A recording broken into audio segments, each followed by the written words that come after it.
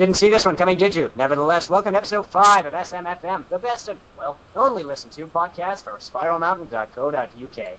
In the spirit of lots of goes with many banjos, we've got more announcers that we've managed to borrow to help us talk about Rare, which are rarely spoken. Here they are, introducing Fox. Hello. Nibbly the Bat. Hello, everyone. Joe the Thumbs Up Master. Hello. Spraggin' Kazooie. Sup.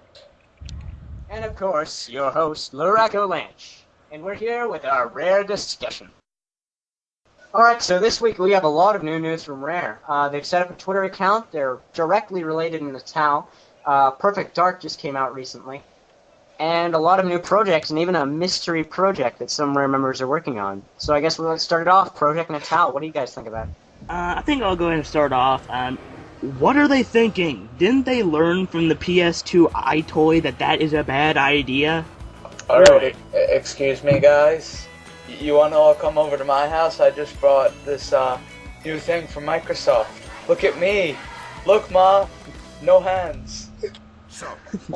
Oh boy, that should be a commercial right there. I think it could potentially be a great idea if they get the right people, because recently they opened up the designer portion of their site to recruit more people for designing positions. So if they get the right people, which they're rare, of course they will, we should manage to get out with some great new concepts and stuff. Fun fact, a person who actually did homebrew on the Wii and learned about how the Wiimote works through using homebrew is actually working on Project Natal. Interesting. Oh yeah. The Asian guy, right? Of course it has to be Asian. I wonder how much Natal is going to cost. Probably as much as a 360, because it's going to be as big as a console launch. That's Microsoft. Huh. Nah. As big as a console launch or as big as a console? They said it's going, like, when it launches, it'll be as big as a console launch. Like, they're saying it's not just going to be another accessory, it's going to be like they're releasing the next Xbox. Yeah. Why don't they just call it that? Because it's not the next Xbox. I'm just joking around. Yo, Doug, I put an Xbox in your Xbox so you can game while you game. Boom. It's alright, we'll dub funny material and laughter into that later. With the other thing Rare did was they set up a Twitter account. So, Spiral Mountain's got, we followed them, they followed us, so we're able to catch up with them. It's neat, too. It's kind of like a developer status we got there with them. You know, we were able to see directly when their updates, you know, what they're doing at that specific time. So, for Rare nuts like us, it's pretty great to keep up with the, whatever they're developing. Yeah, it's great because Rare used to be like a shy company with Nintendo. Now they're like open to the community, so it's pretty awesome. To learn stuff about Rare before this, you had to like go to Taylor Cross and like actually spy on them. Yeah, I went from following them on Twitter to following them in the parking lot. Aren't they working on a new IP right now? Yeah, that was the other news too, that they might be working on a new Banjo game perhaps, as we all fervently hope. I thought that was cancelled. It was never announced. Fox, stop being negative. You can still dream. Nuts and bolts too! Dear God, no. Pokemon Battle Revolution sold for more than Nuts and Bolts did. That's just sad. I hope they Pokemon go back Battle to their... Revolution went for like $18. Nuts and Bolts went $12. Hey, maybe we should try Banjo RPG for our next game. That might work. I think I'd be sad to say I'd actually buy it and try it. I think all of us would. I think we can safely say at this point the next Rare title with Banjo needs more platforming. Yeah, seriously, the only platforming I did was in Spiral Mountain. I didn't even have to. And that was awesome. They made that look so good in that game. Mm-hmm. Correction, Laraco, it doesn't need more platforming, it needs to be all platforming. No more of this vehicle crap. Well, vehicles aren't that bad. I mean, No, they help you get around faster. They ruined the game. Yeah, I realize that. They but promised that it wasn't going to be a racing game, but you know what all of the challenges basically were? They were all racing against. Not all of. Well, You yeah, were most of them were racing. just. You were racing against the clock. You were racing against other people. You were racing to get to places. You were racing before the volcanoes went. You're racing to get the TT trophy. Were there ever any challenges where you actually fought something other than Grunty? I think he fought some grunt bots every now and then. Oh my god. Mr. Patch, come on, that dogfight. Yeah, seriously, that took me like one try to get the TT trophy. So it's just a racing game with a nice vehicle creator. Mm-hmm. Well, I think the problem was the vehicle idea within itself, guys. Like, if you take away all the Banjo, within it itself, that concept is genius. It's just not right for a Banjo game. Yeah, there could be a new series all on its own. I bought Banjo nuts and bolts to play Banjo game, not to play a game with vehicles.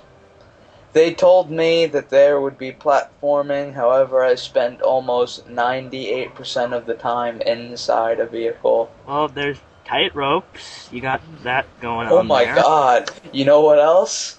Trolley glitch on a vehicle. Oh yeah, when you lift it up in the air. Yeah, that's what I used to get all the parts. Yeah, that's just... Cheater, even though I did the same thing. Exactly. They made fun of their own games a lot in it too. Okay, yeah, Ghoulie sucked. Exactly what Kazooie said that time you meet up with Trophy Thomas. What happened to all the good characters? Seriously, Trophy Thomas is just a character designed to piss you off. Alrighty then, on to, I guess, well, was I the only one that bought Perfect Dark on the Xbox, or... Well, I don't exactly have an Xbox, so unless I could pull one out of thin air, I'm kinda out of luck.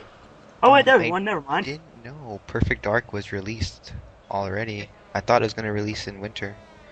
No, it's out. It is? In Canada.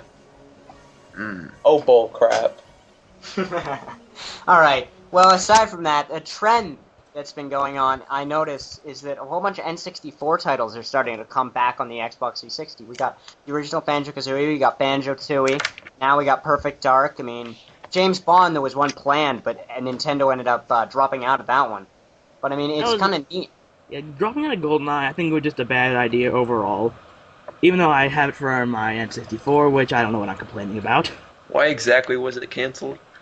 Well, there's a lot of things to consider with the license like that. There's a whole bunch of different companies. Like, Nintendo owned the original rights to the game itself, because it was theirs. Rare owned the rights to any coding, anything within the game. That was theirs.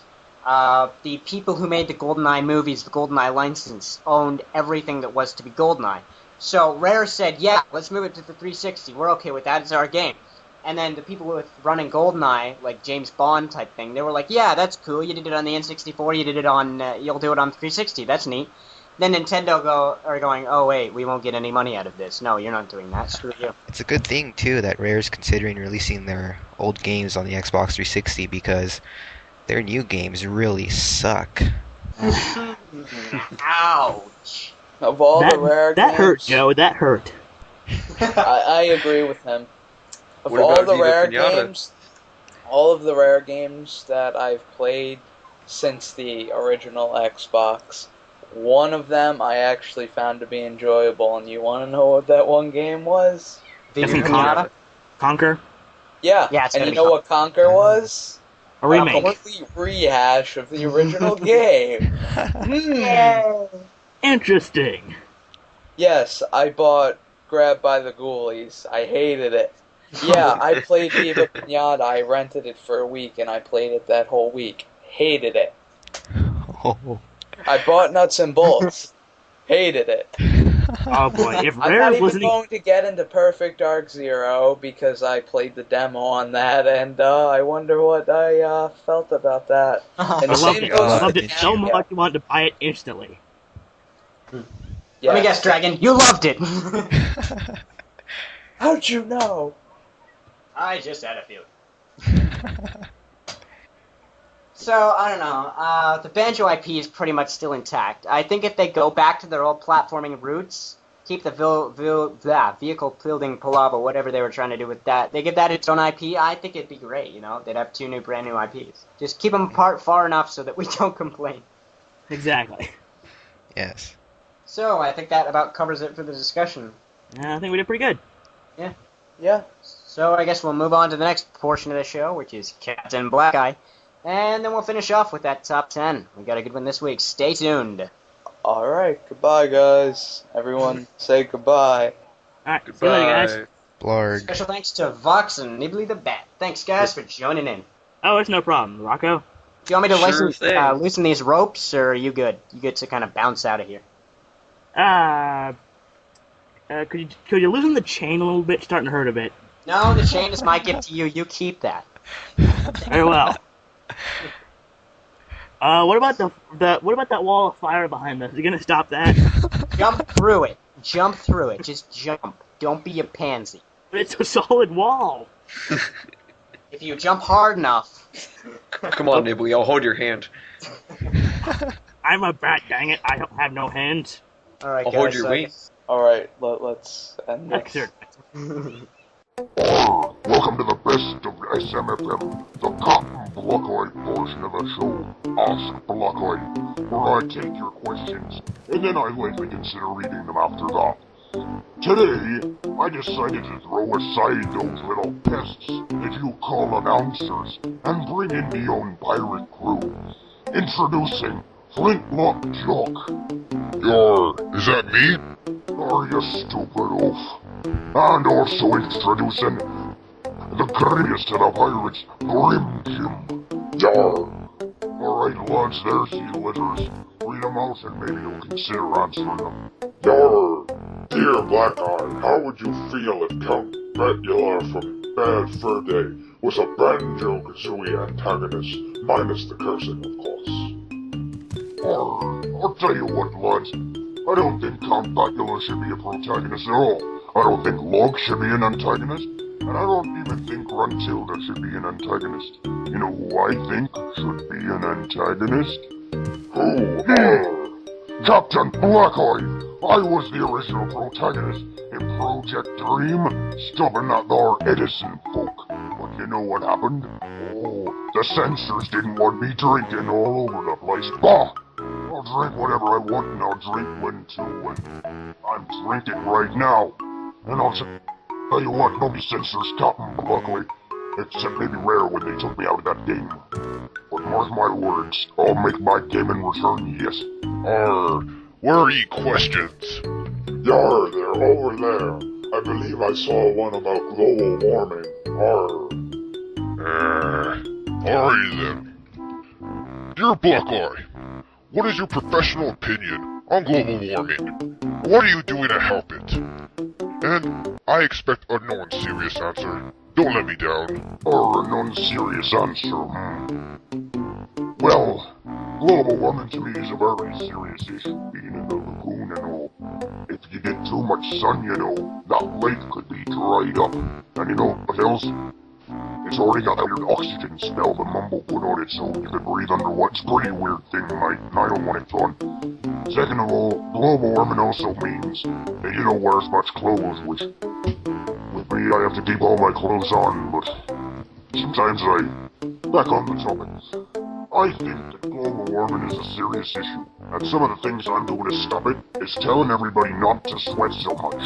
I'll see someone sweating on the heat, and I say, Yar! What are you doing? And at that point, they usually jump and say, what? And I go, stop sweating. You're letting in the global warmings. And then they usually stop and run away and find a policeman. Yar. Dear Blackeye, I don't know if anyone asked this before, but whatever. How did you become a captain? Well, it happened one Saturday evening, when I was eating my morning breakfast. I was eating Captain Crunch, I believe, and the box promised me that if I looked on the bottom, I'd find my secret captain whistle. So sure enough, I dug all the way to the bottom. It was a treacherous quest. My hand was getting cut by all the kernels of Captain Crunch cereal. Mate, there was blood everywhere. Grisly sight for a 7-year-old. Anyways, as I got down to the bottom, I grasped the treasure, a plastic captain's whistle that was promised to me by Captain Crunch himself. I brought up the whistle and blew in it, and at that time, I was aware that I'd swallowed the whistle, and it was plugged in my artery. After a quick surgery, I figured out that I wanted to be captain. Yar, you're so brave, Captain Blackeye. Yar, the whistle's still in there, I bet. Sometimes when I'm shouting, you can almost hear it. Yar! Har, har. Dear Blackeye, do you have a black eye under your eye patch? Yar, mate, I have to ask, what would be the point in that? Why would I cover up a black eye with an eye patch when I could cover it up with bacon instead? Do you have any idea how tasty bacon is? I hear it also helps black eyes, but that's beyond the point. The point is, bacon is delicious, and if I had a black eye, I wouldn't want to cover it either. I want to show it, to make all the pirates fear. Yar! That pirate was probably in a bar fight, or maybe he got hit with a doorknob in his eye. We don't know, but we're running the other way because that pirate might be a little dangerous, and also he has all the bacon. Dear Blackeye, do you think you will ever overshadow that camel fellow? Arr, I don't really remember what he'd be talking about. Everything's a little fuzzy every Tuesday night, but I thought Laura camel fellow. Oh! Are you talking about that letter personnel who brings the letters around Spiral Mountain? I'd like to get a grip with him. He's stealing all me letters, and I'd really like to be answering something that was asked by a camel. In fact, I'd like to recruit him to my crew. Maybe a neat name like Gobi the Dauntless, or even Flintlock Gobi, or Grim Gobi.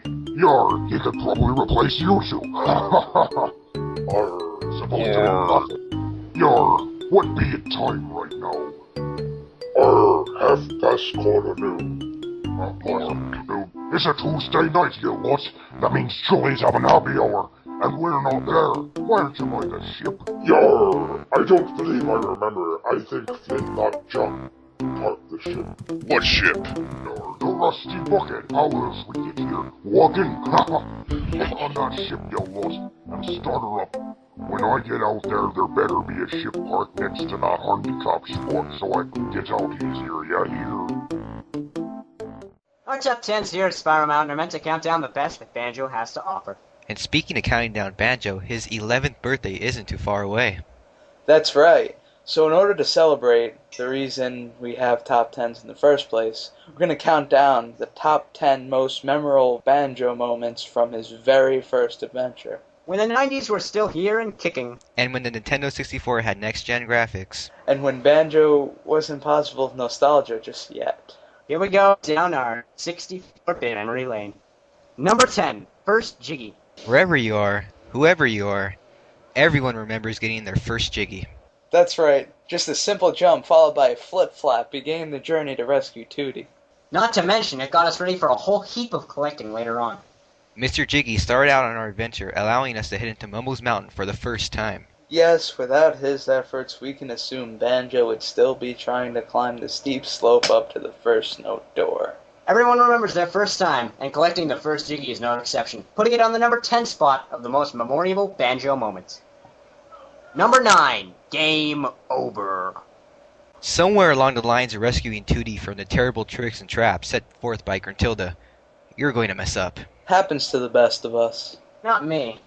And when you've been depleted of all honeycombs, rid of all extra lives, and surrender the will continue, you'll be forced into watching the most scarring and horrifying cutscene in Banjo-Kazooie. We warn you, what you're about to see is gruesome, to say the least. Emotionally damaging, to say the most. And all around stuck in our mind to grab the number 9 spot on the most memorable Banjo moments.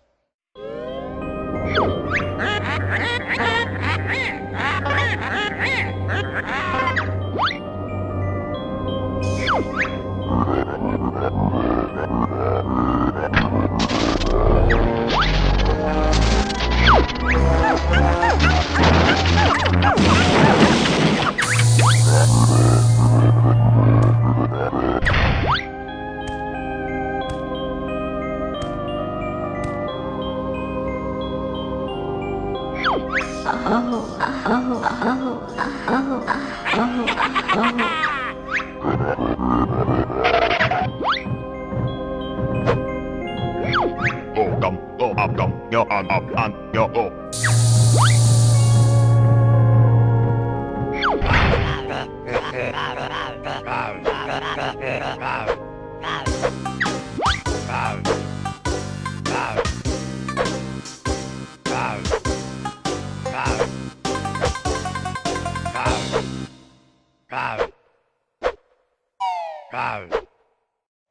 Alright, so now it's not so bad. No, at least. But back in 1998, this cutscene spawned nightmares all on its own. It even managed to spawn a large memorable Banjo moment. From the deepest of childhood trauma. That's the best kind. Number 8, the Spiral Mountain Climb. Not only is Spiral Mountain the starting point of your adventure, but Spiral Mountain has made an appearance in every Banjo game to date, including Grunty's Revenge and Banjo Pilot. And ever since the release of Banjo-Kazooie, the goal has remained the same: climb to the top. It was this climb that brought us from the base of Banjo's home to the entrance of the Vile Lair, owned by Gruntilda. From 98 onward, this climb will continue to stroll into the mind of gamers, landing it to the number 8 spot of the most memorable Banjo moments. Number 7, Freeing Clanker. You're nearly at the bottom of the cavern, and what's that? A key. You've dived down, almost there, and You die! Right, second attempt. Gotta swim faster, deeper, through the key. Good. That's the one. Now turn around and... You die! Okay, next try. Just try not to... You die! Grab Gloop's bubbles. That's it. Just grab them all. You'll beat it. Just have to... You die! Twice through the key now. One more and just... You die! Bubbles, and... You die! You die! You die! You die! You die! You die! You die! You die! You die! The difficulty curve on releasing Clanker was so steep you could barely sail and draw it up it. That's probably why it was such a memorable moment. So far in the game, no other challenge had tested your determination, your playing skill, and your... Sanity! But when the deed was at last done, gamers were rewarded with Clanker slowly rising out of the muck. Let's not forget the Giggy on his back, too. And that's why Freeing Clanker comes in at number 7, not only for taking a special place in the memory of gamers worldwide, but also for taking part in high blood pressure, headaches, nausea, and the occasional uncontrollable urge to drown your cartridge. While we're on the subject of frustration. Number 6, Rusty Bucket Bay Engine Room. Thanks to the Xbox Live version of Banjo-Kazooie, the engine room in Rusty Bucket Bay isn't so daunting anymore. But that's only because the new version doesn't reset the notes when you die trying to collect them. In 98, it was a whole nother story. Gamers were forced to pay a visit to the grimy engine room twice. Once to turn off the fans at the back of the rusty bucket so Banjo could pass through. And back again to collect the musical notes scattered around the area. The engine room was filled with rotating cogs, gears, and platforms. Stay on one too long and you're liable to lose your balance and fall into the darkness below. Which meant that you would have to collect all 100 notes again if the engine room led to your downfall. It was for this reason that gamers soon came to hate the cogs and gears that crippled their progress. Which left them fearing to what was in store for nuts and bolts. And that's why the engine room takes our spot at number 6. The number proven to be the maximum number of times gamers would attempt beating the engine room before giving up entirely. Number 5, falling off the tree in Click Clock Wood. Sometimes the greatest memories are the ones that bring us happiness. Other times, it could be the moments that gave us the most grief, hassle, and hardships that were wedged into our subconscious. Keeping in tradition with our last 2 entries, number 5 will be taken by the most common of memories we can relate to, falling off the mighty tree in Click Clock Wood. Remember the engine room? Good. Now imagine if an entire level was the engine room. Mix that in with putting some solid ground instead of a bottomless void. But just put the ground far down enough that falling from any height would result in sheer suicide. What have we created? Click, clock, wood. Whether it was spring, summer, fall, or winter, you couldn't start the season off right without accidentally nudging Banjo a little too close to the edge. Causing Banjo to plummet down to the ground, yelping out its trademark shout. Once you hit the bottom, it was your turn to scream, after Banjo had lost all of his honeycomb energy. And that's why, without a flight pad, flying isn't as much fun, as this memory falls right into place at number 5. Number 4, Stop and Swap. Whether or not you follow the constant hype of Stop and Swap. Not all the time. Everyone will fondly remember the first time they gazed upon the ice key inside Wuss's cave. This uncollectible spinning secret would perplex gamers until Mumble told us that Stop and Swap was to be revealed later on. which makes number 4 two-part memory. The first was spotting out the secrets. And the second was learning from Mumbo that Shark Food Island could raise from the ocean floor, and Gobi's store was indeed breakable. Though the mysteries of Stop and Swap have since long been solved thanks to the Xbox Live Arcade releases of the two N64 titles, the memories of the first encounter with Stop and Swap will stick with gamers forever, refusing to leave any time soon, making it the number 4 spot on our most memorable Banjo memories. Number 3, First Transformation. Although Banjo was seen to be a clone of Super Mario 64, Banjo did bring a whole heap of original ideas that the portly plumber missed out on. Ideas that are still in use today and are commonplace when it comes to the setup of next-gen titles. The partnership theme had worked its way into other modern games, such as Ratchet & Clank, Jak and Daxter, as well as other ideas that are exclusive to Banjo, such as the transformations. Tickers, Crux, Walrus, Pumpkin, Bees, Banjo had them all, but the very ability to transform into a new character and experience the game from a new perspective blew gamers away. That's probably why this event was so memorable. Everyone remembers the first time Mumbo worked that magic. Mumbo's maniacal magic casts into the number 3 spot of the most memorable Banjo moments. Number 2, Gruntilda Battle. Even the music cue should give this one away. The final battle against Gruntilda is something us gamers aren't soon to forget. After all the game had pitted us against, the final battle was everything it should have been. Climactic, awe-encompassing, and insane, all rolled into one. Not to mention that after a wicked finish from the giant Ginginator, gamers just wanted to do it all again. We couldn't have asked for a better boss battle. With over 5 different stages, the Gruntilda battle tested everything gamers had come to learn, including egg firing, invulnerability, and helping out the notorious Jinjos one last time. And that's why the final Gruntilda battle fights its way to number 2 spot on the most memorable Banjo moments. Number 1, Banjo-Tooie. Don't worry, this list is still all about Banjo-Kazooie. But as Mumbo was revealing Stop and Swap's rewards at the very end of the game, he happened to let loose the second adventure, telling us it would trump the splendor that we have just beaten. While there is argument whether or not Banjo-Tooie did keep its word, this was the first time gamers learned of the second title's existence, allowing us only to imagine of what the future might hold. After watching Klungo attempt to push the giant grunty-crushing granite off the old hag, we knew that the first adventure was only a taste for untold things to come in the near future. And that's why the announcement of Banjo-Tooie makes its way to the number 1 spot of our top 10 most memorable Banjo moments. And that was the 5th installment of Spiral Mountain FM. Tune in next time for more top 10s, more discussion, and more rareware entertainment. So, Laraco, you all ready to close up? Yep, sounds good. Spiral Mountain will be back in about 2 weeks' time from now. Hello? Anyone here? I'm still kind of chained up. Rocco? Joe? Oh, yo, dude, sorry, forgot about you. Thanks for all your help. Meet you in about 2 weeks' time. Thanks for the help. See ya. Wait a minute.